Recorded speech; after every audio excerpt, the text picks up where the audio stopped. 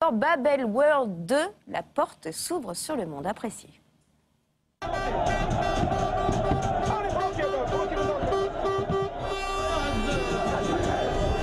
Des images qui ne partiront jamais de ma tête, c'est voir tout ce monde, toute cette foule, partout pareil, c'était partout, à l'aéroport, sur le chemin, à l'arrivée, au milieu, partout. Il y avait un bonheur, on sentait les gens heureux, je n'arrive pas encore à réaliser ce qui s'est passé 3 ou 4 jours après.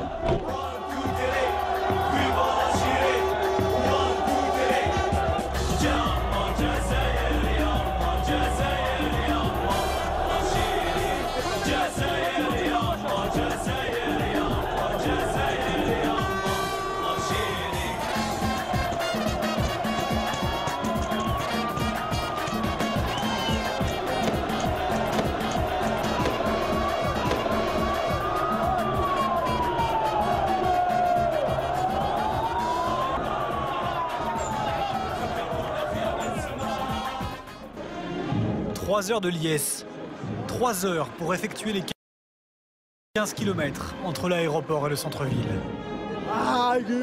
Est-ce que tu l'as déjà vu dans un autre pays? T'as déjà vu ça dans un autre pays? Hein? On est juste qualifié. Juste qualifié. Hein. T'as filmé au moins depuis qu'on est arrivé ici? Incroyable. C'est incroyable.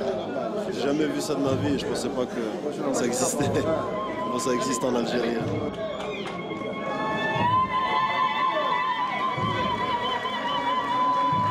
Les héros sont de retour au pays. 24 heures d'heure suprême. Le président Abdelaziz Bouteflika les décore et les remercie au nom du peuple algérien.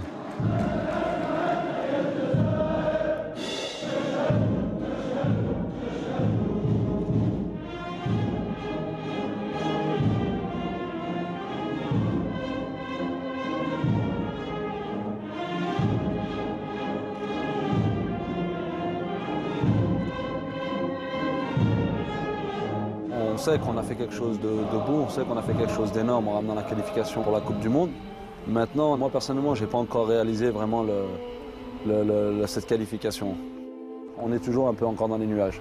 Mais bon, d'ici quelques jours, on va remettre les pieds sur terre et on va reprendre le boulot.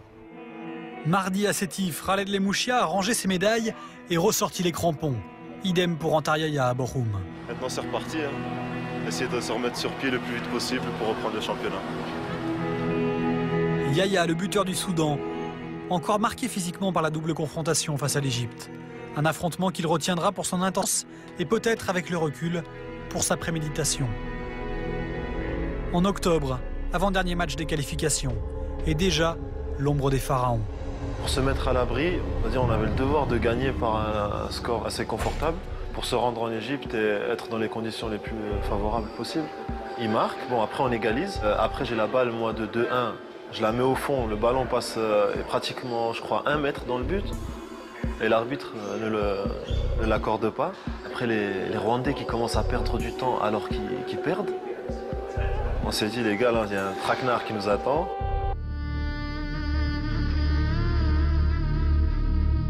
Le Caire, à 48 heures du match. Les Algériens débarquent avec un mot en bouche. Fraternité. Nous sommes des frères pour toujours.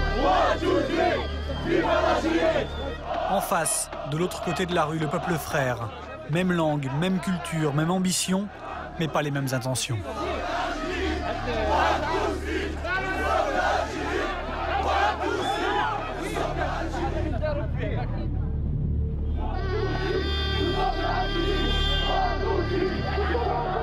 On est sorti rapidement de l'aéroport, donc nous on pensait que le plus dur était passé, mais en fait on s'était trompé. C'est vrai que sur le moment on a paniqué, on a eu peur, parce qu'on était tous allongés, on ne voyait pas ce qui se passait autour. C'était ça qui était un peu impressionnant.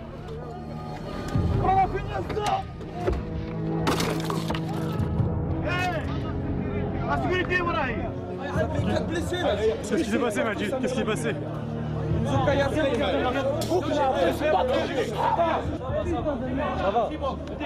4 blessés avant même que le match commence.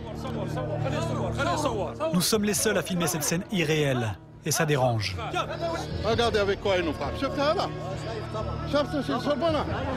qu'ils veulent. Regarde. Imagine un joueur, il prend ça dans la tête. Imagine. C'est ça le football. C'est ça le football. C'est ça le football. Pour qu'ils voient les gens, c'est pas un joueur. Après, tu te dis, on est des frères. On n'est pas des frères. On va la gagner. On va gagner. À cause de ça, on va gagner.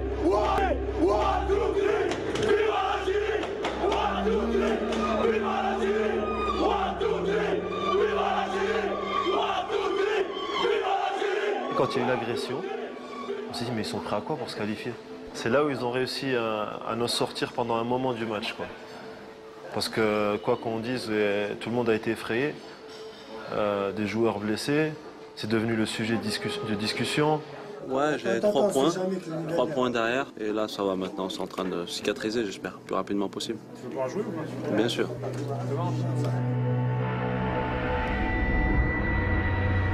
La peur cède peu à peu la place à la révolte. Tout le monde veut finalement jouer ce match. Tout le monde est apte, surtout les blessés. Demain, c'est le grand jour.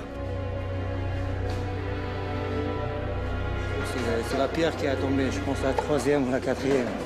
Qui est tombée sur moi. Déjà heureusement sur ma main que mon visage. Donc ça va aller, Inch'Allah. On sent cette pression qui monte, cette tension. Et surtout quand on voit 2 gros camions blindés à droite, 2 à gauche, devant, derrière. On se dit on va pas au match, on va, comme l'avait dit Rafik, on se croirait en Afghanistan, on se croirait pas dans un match de foot. Comme par hasard, aujourd'hui, il y a la sécurité. Hier, il n'y avait personne. Aujourd'hui, il y a les chars, il y a tout.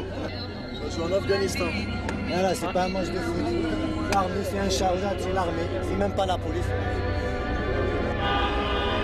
Retour tranquille à l'hôtel. Et plus tard, très tard, nouvelle surprise. Il est bientôt 2h du matin et puis ça continue. Il continue, il tente de déstabiliser par tous les moyens. C'est pas très beau, c'est pas très sport, mais bon.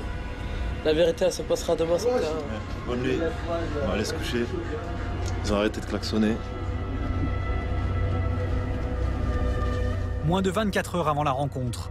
Le match est loin, la paranoïa guette. Sur moi, l'Égyptien, il a dû prendre ma carte, il a des manières. Ici devant la porte. Ouais. J'étais mauvaise langue, pardon. À partir du moment où il y a eu cette attaque, c'est bon. Qu'on leur pardonne, que la FIFA, sur le coup, après, elle n'ait pas pris de décision tout de suite. Leur coup, il était réussi, de terroriser les gens.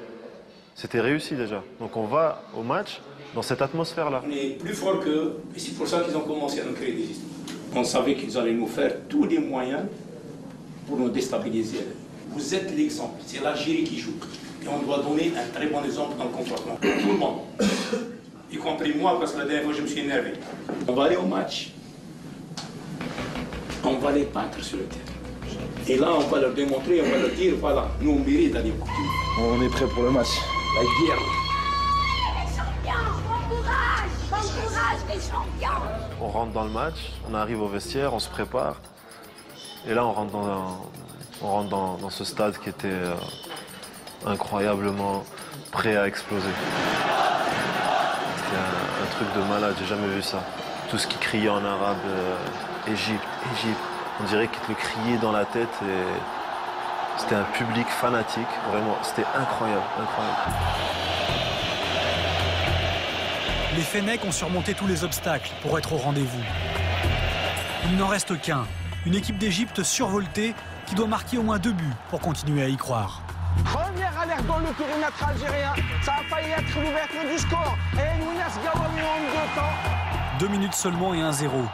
À 2-0, c'est match d'appui. Au-delà, c'est l'élimination.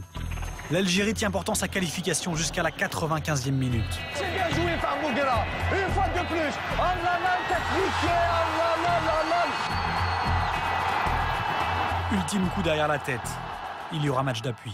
Quand on prend le but, il y a la moitié de l'équipe qui s'effondre. C'est la première fois de ma carrière que j'ai eu le souffle coupé. Ça fait mal, c'est très très dur à digérer, mais on n'a pas le choix. Hein. Mais après, arrivé au vestiaire, et tout le monde disait c'est pas possible, on est bête de prendre un but comme ça et tout. Et il y a Karim Ziani qui s'est levé qui a dit qu'est-ce qu'on fait, on continue à pleurnicher sur notre sort ou on va les battre au Soudan? On a vraiment senti, on s'est vraiment